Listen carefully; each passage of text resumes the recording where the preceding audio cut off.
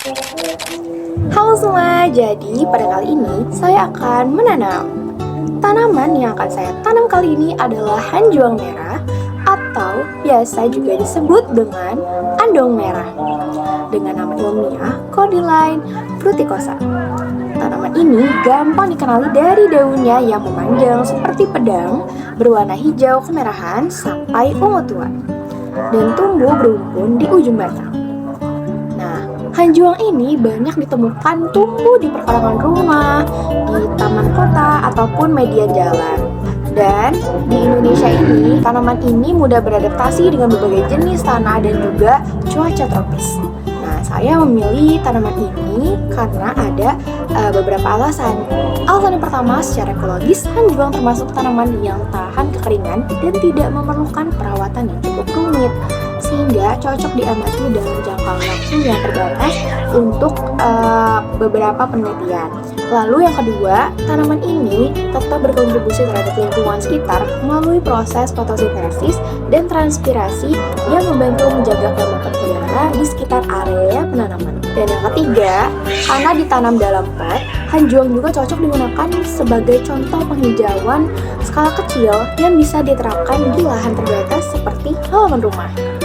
Nah, sebelum penanaman, saya menyiapkan media tanam berupa pot, lalu tanah merah, kompos, serta sisa media tanam dari polybag tanaman ini. Lalu alat yang saya gunakan tuh ada alat pengaduk media tanam untuk mencapai lapisan tanah secara merata dan agar tanam menjadi gembur. Tanpa berlama-lama lagi, kita masuk ke proses penanamannya. Pertama-tama, siapkan tanaman yang akan kita tanam, yaitu hanjuang merah. Selanjutnya, pada polybag tanaman hanjuang merah, kita gunting di bagian bawah agar tanah yang akan ditaruh di pot tidak melebur atau berantakan.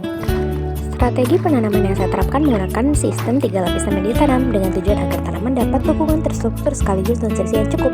Lapisan pertama adalah tanah merah yang saya letakkan di dasar pot. Lapisan ini berfungsi sebagai fondasi yang menjaga kestabilan pot dan menahan kelembapan di bagian bawah akar. Setelah tanah diratakan dan digemburkan, silakan masukkan tanaman hanjuang merah dalam pot. Ini adalah kompos yang akan kita masukkan ke langkah selanjutnya. Lapisan kedua adalah kompos yang saya tambahkan di tengah. Kompos berperan sebagai sumber unsur hara organik yang bisa langsung diserap oleh akar tanaman.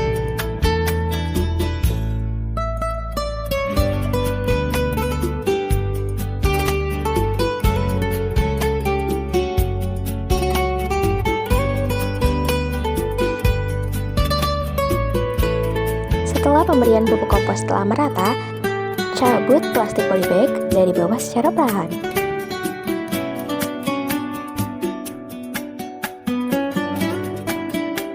Jika kesulitan membuka plastik polybag ke atas, bisa digunting bagian sisi sampingnya agar tanaman tidak rusak.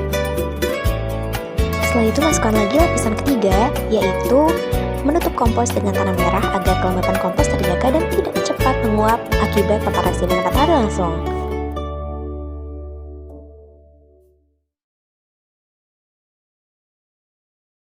Setelah tanaman dimasukkan ke dalam pot, bagian permukaan atas saya taburi sedikit sisa media tanam dari polybag, yaitu campuran tanah hitam dan kompos untuk menambah unsur hara di sekitar pangkal batang sekaligus menjaga kelembapan permukaan tanah. Nah, untuk pemeliharaan berkala, saya berencana menyiram tanaman ini 2-3 kali seminggu, menyesuaikan dengan kondisi cuaca. Saya juga akan meletakkannya di area yang terdapat matahari tidak langsung.